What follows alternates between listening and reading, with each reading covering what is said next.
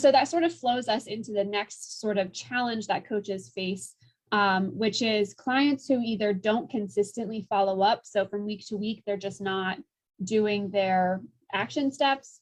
And then one step further, clients who are not doing their action steps, but always seem to have an excuse that sort of borders on like, oh, well, that sounds like a reasonable excuse, but they have a reasonable excuse like every week for the past 6 weeks. So how do you sort of delicately balance pushing them along when maybe they're facing something that's a little bit harder in their life? So I think those are like two groups of people who aren't doing their actions, and how to sort of manage that in a coaching session. What's the difference in those two for you?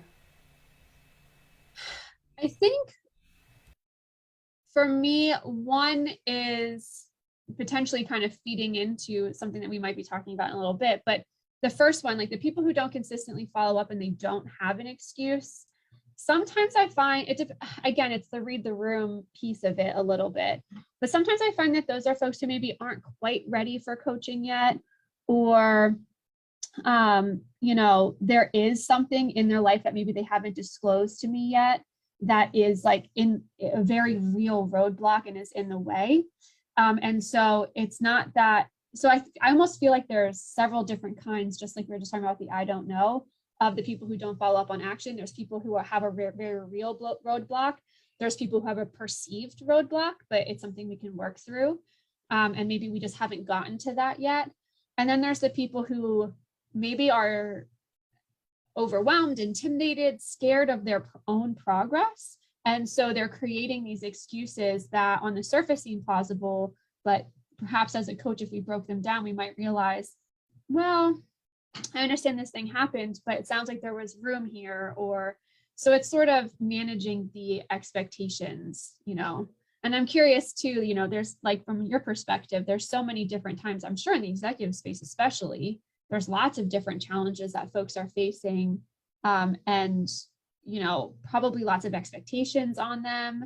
So what are some of the strategies you use to sort of manage when action steps aren't being followed?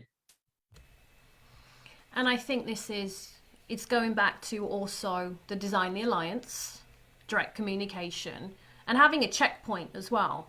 You know, things, as you said, things may have changed, or maybe they're not where they were when they started.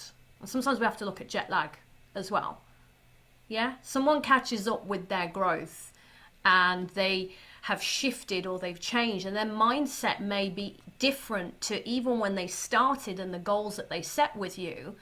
And then the new things that are coming up, maybe those actions that are coming up in the sessions are no longer aligned or relevant. So I have clients that we do a checkpoint and things have changed or shifted, or what they thought they initially wanted is not what they wanted, or who they are now is not the same as when we started our work together. So, you know, I think checkpoints are really good. I send like a midpoint reflection as well, or normally people sign up for a 10-session program and then they'll want to continue either for another 10 sessions. Sometimes people sign up for a subscription. Yeah, at that point, we always do a checkpoint as well, or they do their own reflection. We'll revisit the Design the Alliance. The other thing that I've observed working with execs who are a lot of doers is some themes. They typically can overcommit. So for you to look out as a coach as, yes, you're helping them with well-designed actions, but you're also looking at how realistic this is. You know, someone's telling you they've already got so much on their plate and they're overcommitted and life's really busy, and then they just set 15 actions for themselves and you just help them to set that. What's going to happen? I love what you're saying. I could talk about what you just said for days without preparing.